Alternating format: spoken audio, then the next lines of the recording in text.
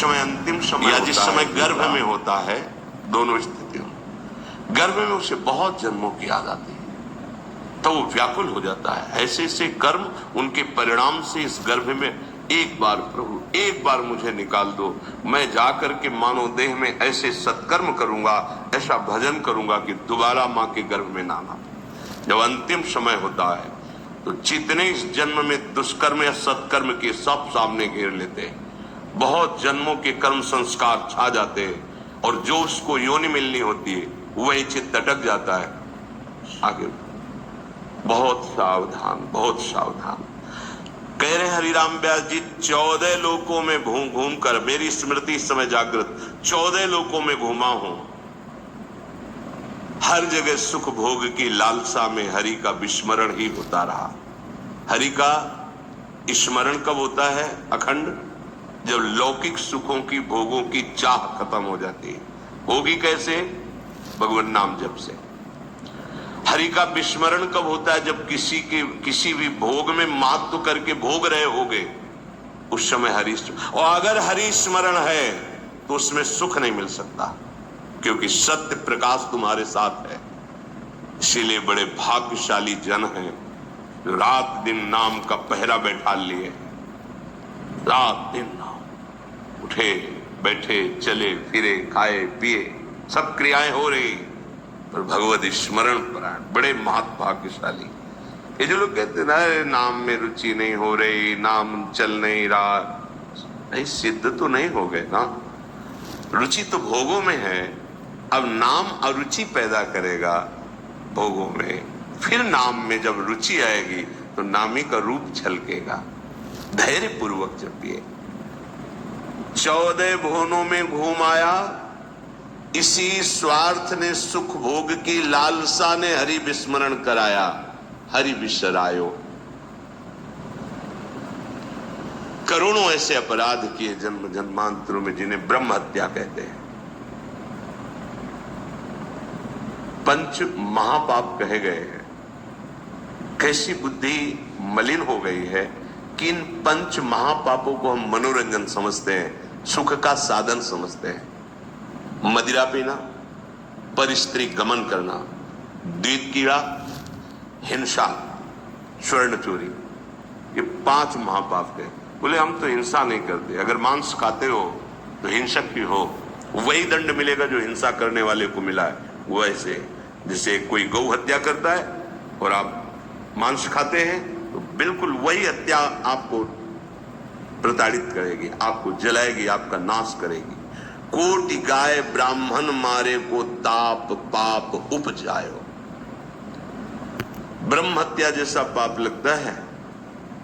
देखो कैसी मलिनता है। इसको हम आनंद समझते हैं, मनोरंजन समझते हैं। यह है भारी विपत्ति संपत्ति की। बहुत बहुत सावधान। ऐसा धुआं उठा है कलिकाल का, मलिनता का, कि पापाचरण में रति है।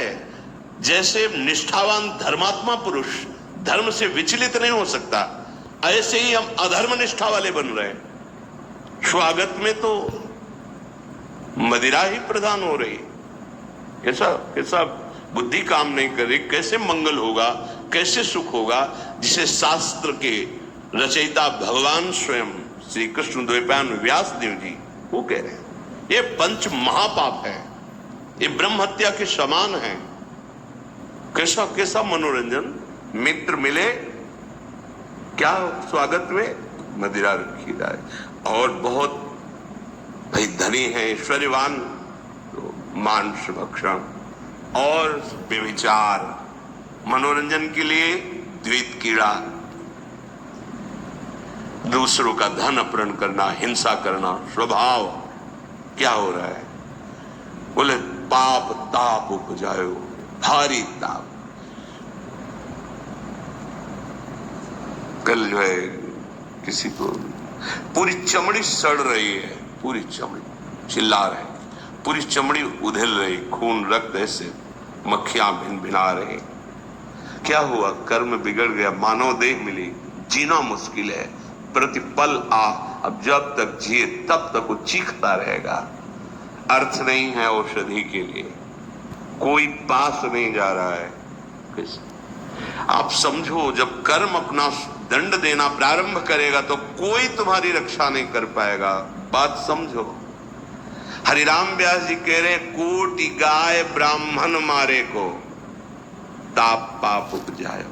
आप देश विदेश घूम रहे, आप मांस भक्षण कर रहे हैं, क्या आपको ये जानकारी है कि विधर्मियों ने तलवार की नोक पर उसको पवाने की चेष्टा करते थे तो गर्दन कटवा लेते थे जन, पर उसको कभी जवान पे नहीं रखा, ऐसे चीर दिए गए, स्वीकार कर लिया, पर उन्होंने उसको रख। आज तुम पैसे देके खाते हो, तुम जानकारी करते हो कि जो तुम देश विदेश से घूम रहे हो, गर्दन उतरवाना स्वीकार कर लिया पर चखा नहीं। आज तुम्हारी बुद्धि इतनी भ्रष्ट है कि तुम पैसा देकर उसे खाते हो और अपने को मनुष्य, अपने को जो भी नाम दो कि हम ये सनातनी, हम ये धर्म में चलने वाले। आप क्या, सनातन भगवान का नाम है, भगवान का नाम सनातन है। तुम भगवान के हो तो भगवान की आज्ञा का पालन करो। तुम्हारे लिए जो बना हुआ आहार है उसे आप पाओ, धर्म पूर्वक चलो। महापाप हम हर्षित होकर करते हैं, बातें बड़ी बड़ी ज्ञान वैराग्य बड़ी उन्नति की बातें करते हैं, और हमारे आचरण कैसे होते हैं। सुधार करो भाई, सुधार कर लो। अगर आपको ये मानव देह मिला है तो संभाल कर लो, नहीं कितनी योनियों में भटकना पड़ेगा अभी पता नहीं। अज्ञान के कारण लगा है, देख लेंगे, कुछ नहीं, सावधान हो जाओ। यदि आप जिस पशु का मांस खाते हैं उसी पशु की हत्या का आपको पूर्ण दंड मिलेगा। यानी मैं खरीद लाता हूं, मैं कोई हत्या तो नहीं करता, लेकिन आप पा रहे हैं ना, तो वही पाप आपको लगेगा, वही कर्ता प्रेरक अनुमोदन। आगे कह रहे हैं, कभी नीच प्रवृत्ति धारण करके, नीच योनि में जन्म लेकर के नाना प्रकार की चोरी कपट छल, बस कैसे पेट भरे। कभी बहुत विद्वान होकर के विद्या के अभिमान में तर्क विवाद करते, प्रकांड पंडित थे, ये जहां भी जाते थे विजय श्री विद्वता से प्राप्त करते थे। तर्क जिह्वा में ऐसी प्रवीणता थी, कोई इनके सामने टिकता नहीं था। तो वहां फिर नमस्कार, पूजा, सम्मान, वाहवाही। कब हूं कविद्यावाद स्वाद लगी, ब्राह्मण हुए पूजवायो। जब कोई प्रणाम करता है, नमस्कार करता है, प्रशंसा करता है, अच्छा लगता है। वो अच्छा लगना देह भाव को पुष्ट करके भगवत विस्मृति के गर्त में गिरा देगा।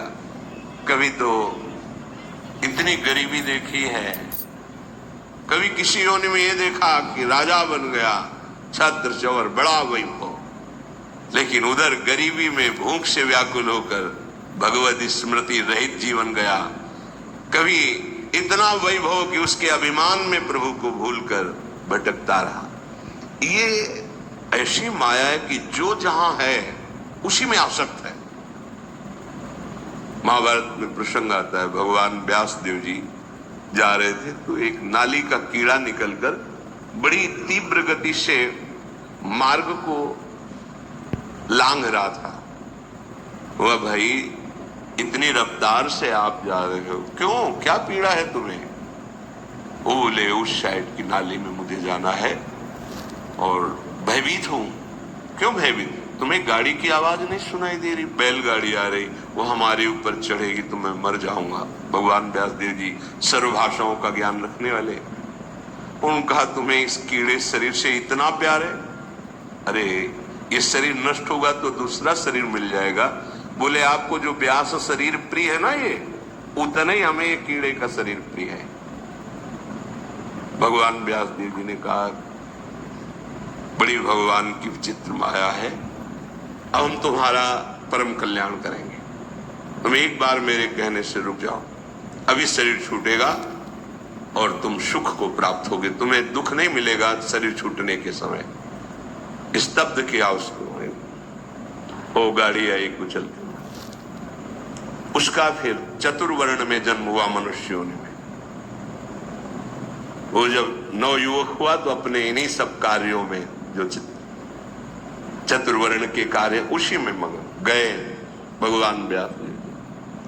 बड़ा बड़ा प्रसंग है, मुझसे छोटा करके, भाई तुम कौन हो, ना परिचय, मैं अमुक हूं। नहीं नहीं, तुम्हें याद है?